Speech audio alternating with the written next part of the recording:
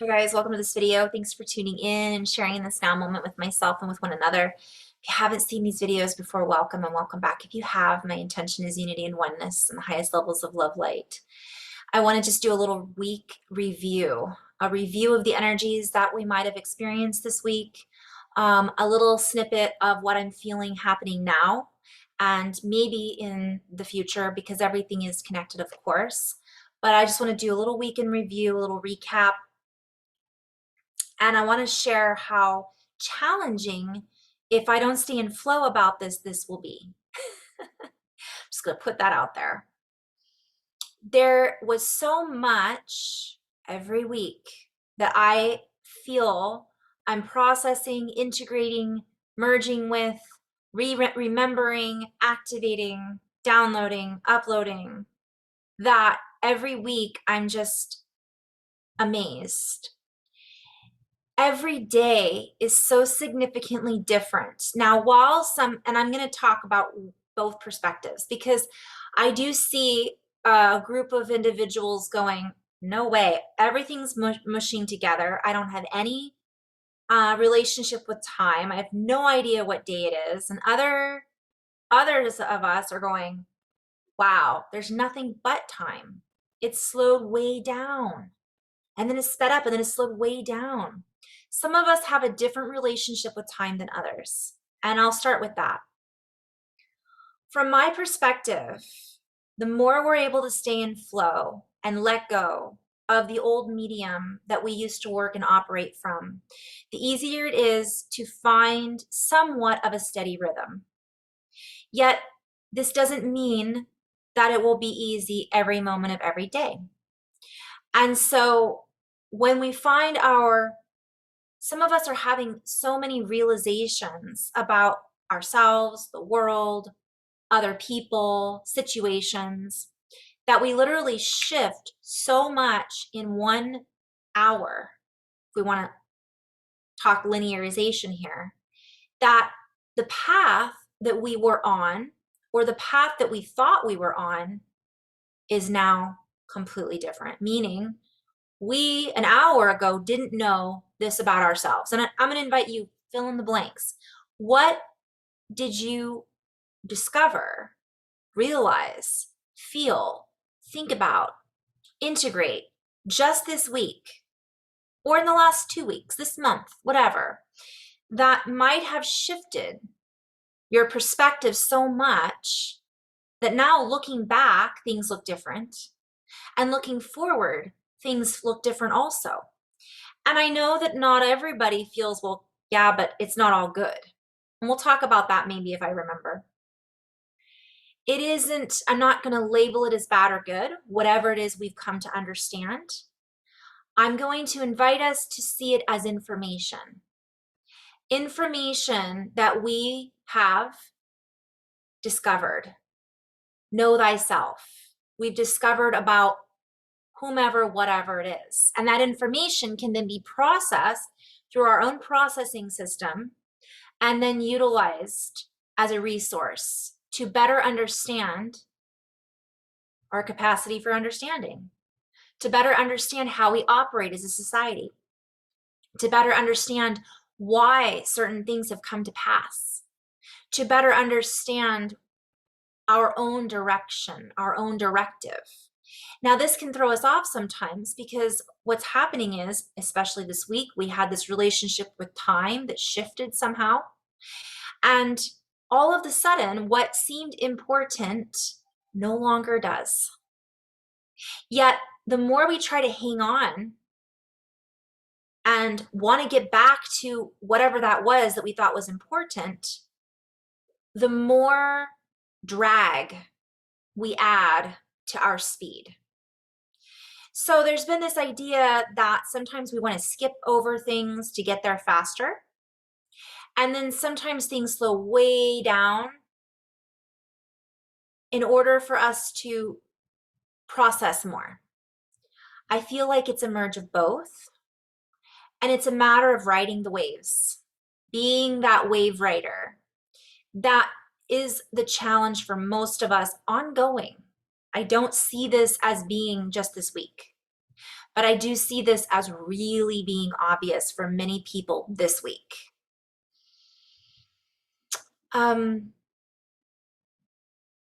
For us to access our higher potentials, sometimes we have to stay present. Obviously we have to stay present when we do that, but meaning we have to actually take the good with the bad, if we want to label it as that, the good, the bad, and the ugly. And it's happening simultaneously. While we discover something really positive, we might also discover something really negative. I'm going to label it just for a second because I don't like to get into that whole polarity thing. But seeing both sides of the coin at the same time enables us to balance them out. It enables us to see from both perspectives. This is the key to unlocking. I'm going back into flow with my words, but unlocking the directives and our own ability to manifest something different. And so this is also being presented in our own lives. We might see ourselves as a completely different person. We might have so many ahas within an hour, and that's what I'm referring to as time. We have so many ahas within an hour that a year ago, it would have taken us months to see these things, to see the highs and the lows, to see the positives and the negatives, to be able to then digest that all, incorporate it. That's a play on words. Corporeal, the brain, figuring out what that means. It's happening so fast, but we're getting this gift that enables us to slow it down while it's happening quickly. So let me go a little deeper. We have something happen within an hour that deconstructs our entire perspective around something, and then allows us to process each of those bits of information in such a way that we're almost instantly a different person. And so therefore, years ago, it might have taken us, again, months to come to that conclusion. But as soon as we get to that conclusion, something else changes. It can be very discombobulating. And if this isn't you, not everybody feels this necessarily, but this is my own week in review, what I have really experienced this week. Now, this has been ongoing. However, it's different this time around. From my perspective to talk about the upcoming future just a little bit, I feel as if this is a push in the next several weeks through the month of June that is going to prepare us for the upcoming solstice. I'm gonna just pause for a moment, which is a portal. It's the ability for us to move through this next phase, this next cycle with more, yet more compressed, more and less at the same time. It's allowing us to lighten the load so that, and push us at the same time. So as we move into this next stage of our advancement, awareness, expansion, we have less baggage. And the more people that I speak with who are struggling, they tend to have more baggage, maybe. That's not always the case, though. Now I'm going to talk about that if I remember just a little bit. It's not necessarily because they have more baggage. I'll just go right into it. It's because they have trouble letting go of that baggage. They're finding it challenging to work with a different medium as the artist. They're finding it difficult to stabilize their frequencies because everything is shifting so rapidly. They're trying to hang on to something, someone, some aspect, some idea, ideology, some concept, some belief that is not necessarily where we're going.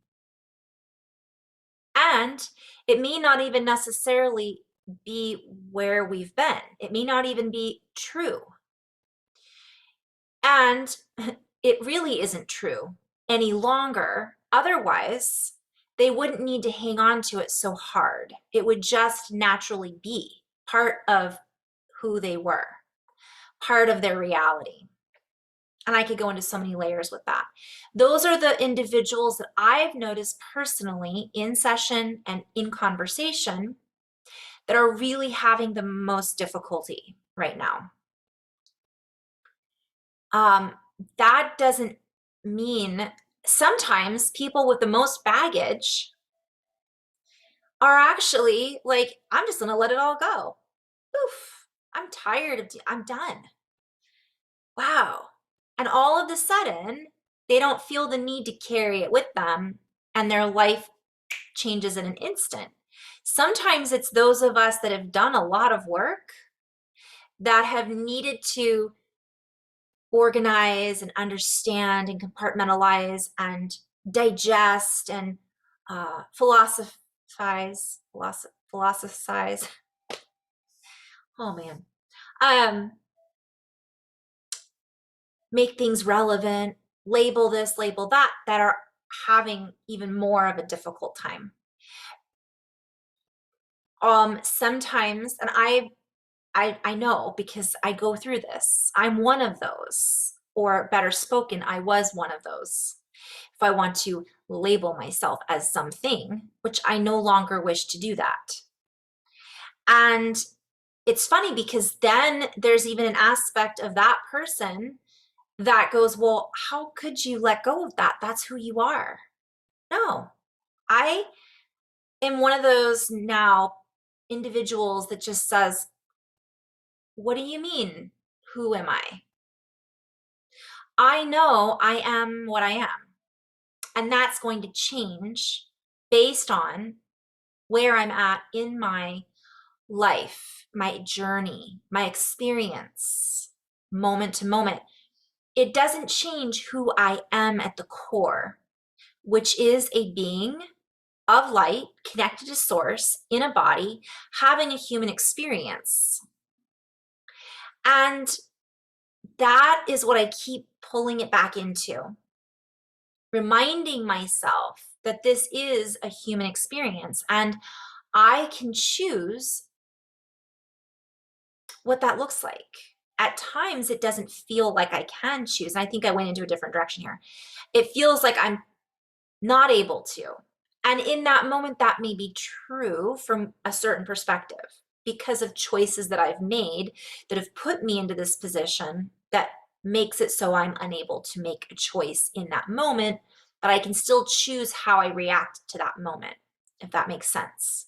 Most of what we're seeing playing out around us is because of choices that were made in moments that people didn't think they had a choice because they were unconscious in making those choices. And now we are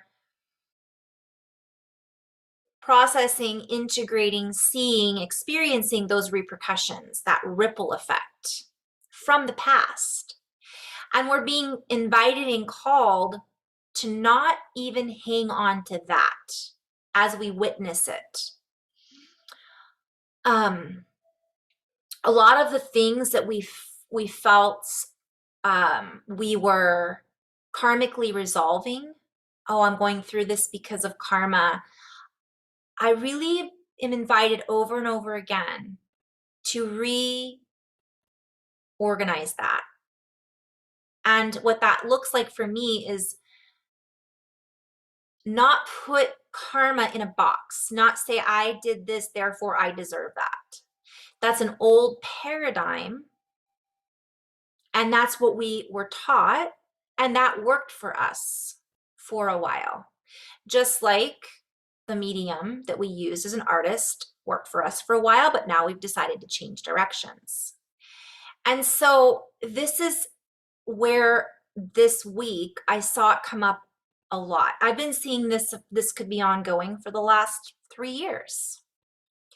But as our relationship with time changes and our relationship with the earth changes and our relationship with each other changes, so do the access points that we then have access to. And so what I also was shown is a lot of people are afraid to access those layers of subconscious. There's still a lingering fear within the human, and I'm not saying you, but I'm seeing this as a collective around paranormal, right? There's still this deep categorization and boxing up of ideas and concepts.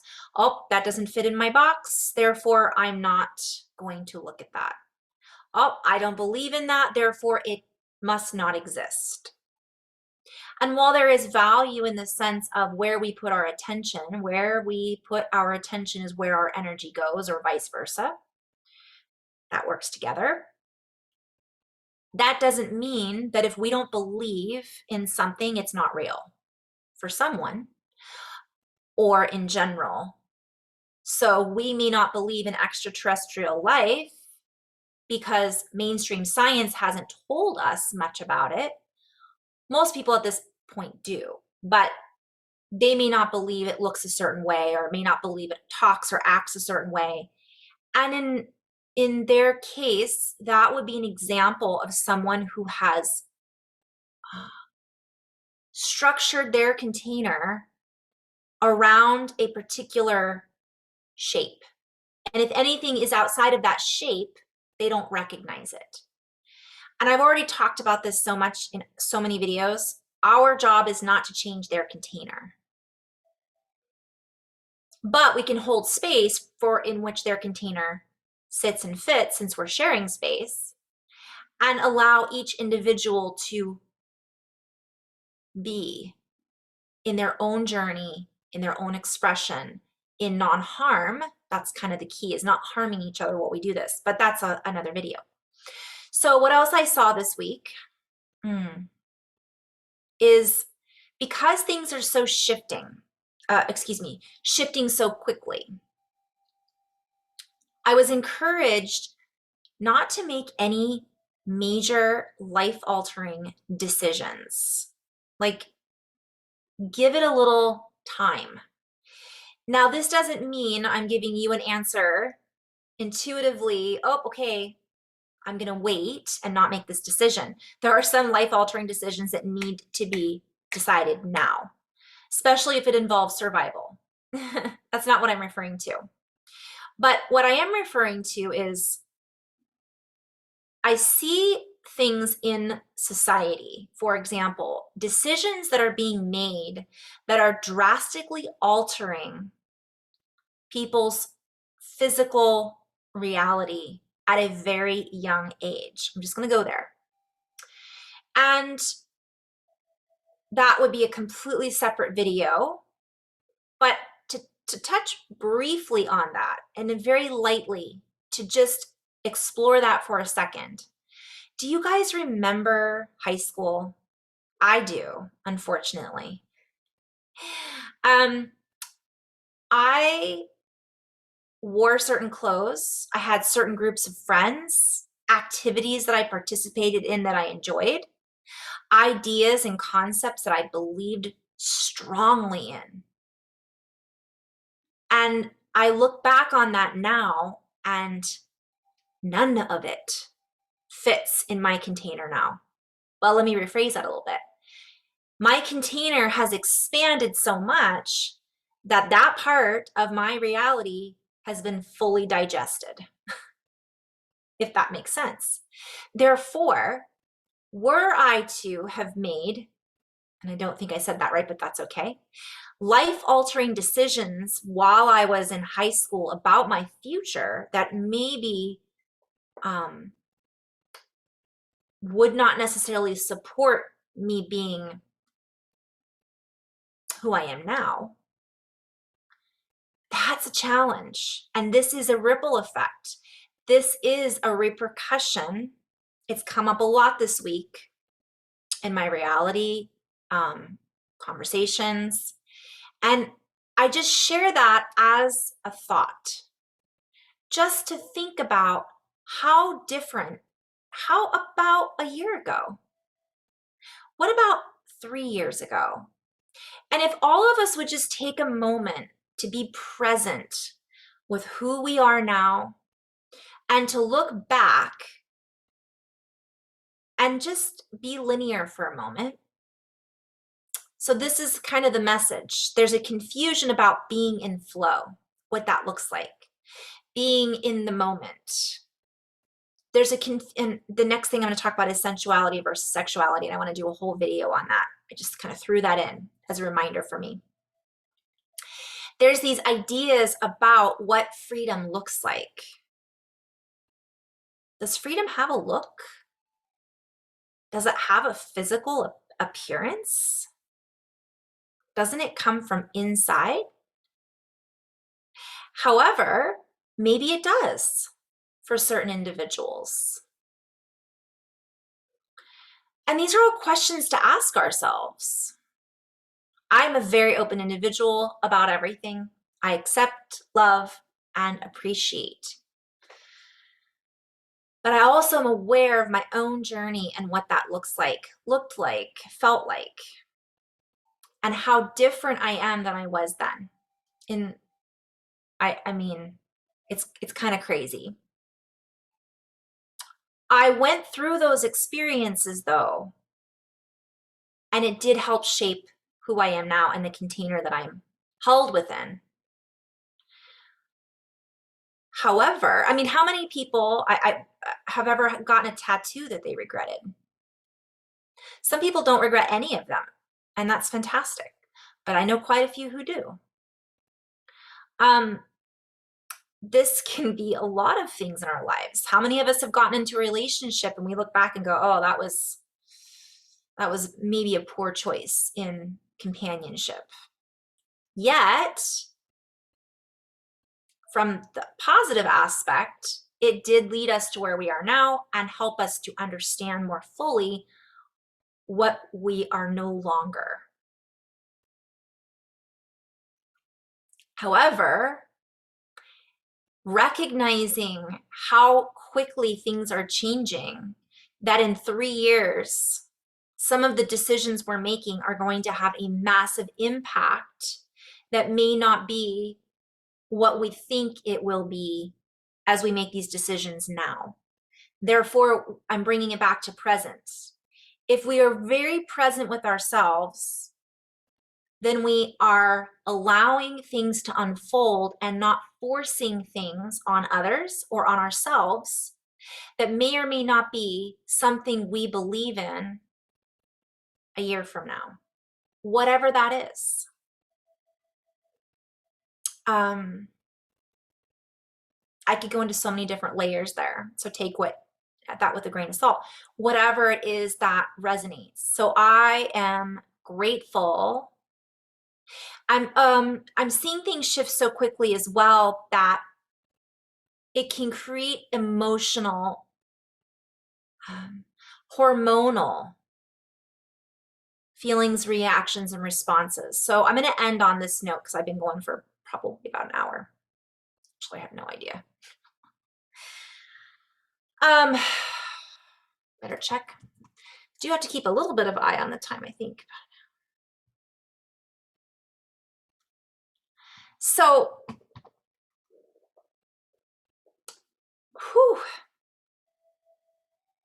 sometimes what I'm also recognizing is this sensuality, sexuality confusion. So I'll just go into that and kind of end on this note. We've been taught I don't know if I talked about this in a previous video, so apologies if I'm being redundant here. Maybe you didn't see it, maybe you did. There's this idea that in order to express sensuality, it has to be done in the physical. And of course it does. We're physical human beings. But I Over sexualizing is not the same as sensuality. It's that simple. And so we're being really called, and I saw that again a lot this week. We're really being called to ask ourselves, what does that mean? What does it look like? Does it look like something? What is the intention and the purpose behind sensualizing something? Sensuality is not the same as a sexual representation. And I'm being invited to play with that just for a little bit. So I will. And I really do think this deserves an entire video, but I'll talk a little bit about this. So if I look up the meaning of sensual, it says on Google, relating to or involving gratification of the senses and physical, especially sexual pleasure. However, I'm just going to look up the etymology. So according to Etymonline,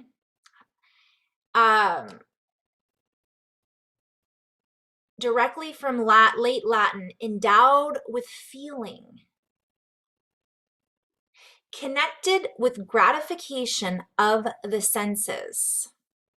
Now, of course, some of them say lewd, unchaste, devoted to voluptuous pleasures. But let's really kind of play with that. The part of the man that is concerned with the senses. So it's changed over the years. And of course, they're showing sensible, capable of being sensed or felt, perceptible to the senses. So the reason I'm bringing this up is there's this, okay, so that's sensual experiences. And again, I'm not going to go into this super detailed, but this says either being male or female gender, which that's a whole other ball of wax because we'll see if this changes. Probably will within the next year. And it says secus seems the more original formation. Older texts know sexus. And this says might derive from to sever, to separate. To sever means to cut off, to separate. It's so interesting when you look these up. And it also is fixed, but it's the act of it, of sex. So the reason I'm bringing this up as this week's Energies in Review, I'm seeing it become more and more, and this has been going on, I think, a lot this year, but we're going to see this become more and more of an issue as we already are. But there is a differentiation, and we've been taught as society to express the sensual in the form of sex or in the form of a physical copulation or a physical expression. But the senses are not necessarily just physical. They are felt in the physical body because that is the vessel that we are walking around with. And we have these senses in order to create an experience within our body. It makes it more difficult to differentiate these things if we are labeling them as one when they're not. And so that's something I'd love to talk about in the future. But that came up for me a lot. We've often been taught that in order to express ourselves, that it's one and the same. But if anybody's ever had a Kundalini experience, it feels very sensual for some people. That doesn't mean that if you have this Kundalini experience and there happens to be someone of the opposite sex or same sex or whatever sex or no sex in the room, that needs to be acted upon in a physical intercourse or copulation. Does that make sense? I mean, I just want to go there because let's really break this down a little bit so that we aren't continuing to feed this idea of what this paradigm that is being presented to us as the rules, as the reality. This isn't necessarily the etymology, the truth behind the truth, the sound behind the sound, the word behind the word. We are being called to utilize all of our senses. And the reason I'm bringing this up is because as of this week, many people were experiencing heightened sensuality. And guess what? And I'm going to do a video and probably repeat all of this and go into it a little bit more in depth, but I'm going to end on this note. This heightened sensuality makes people feel confused sometimes, especially if they're having these awakenings around someone, that because these awakenings can sometimes stimulate our hormones. They elicit a chemical response in the body. And rather than shutting that down or doing the opposite, which is exploring it with a partner or someone else, because that's where we think the energy needs to go, what I was really called to talk about is rein it in. It doesn't mean go out and go crazy, and it doesn't mean hide it and act like it's not there. Balance. What is it that I'm feeling? Why am I feeling this way? And the more we become aware of our own sensations, the less likely we are to make decisions or choices based on a miscommunication, based on an interpretation. So we might be interpreting that experience as one thing when it's really something else. Or we interpret it one way because we're in high school, and in looking back, fast forward, now we look back and interpret it, oh, that's what that was. So I'm really being called to share briefly. That was a really big topic that I was that was coming up for a lot of people, and that's going to continue to come up. So I think it's really valuable to talk about this, and I will continue to talk about it. Okay, so I'm going to end on that note and just say we've got more solar activity that's beefing up, so to speak. We've got dream time that is going to become even more wild for some people. We've got the body stimulations that are occurring. Also, I'm being called to talk about trauma briefly.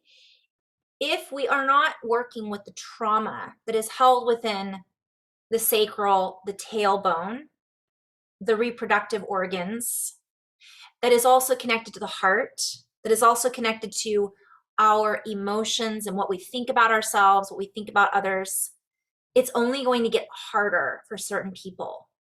So recognizing that the work has to do with us integrating those traumas so we can differentiate between sensuality and sexuality. So we can differentiate between what's happening as being something that we may believe, but it may not be true. And so we could go into so many different layers there. It's a lot in 1 week, you guys. This is just the tip of the iceberg. I didn't even go into a lot of other things that came up, but those were the most important points. And I hope that this was something that you guys, resonated with. And in love and light, to be continued. Namaste.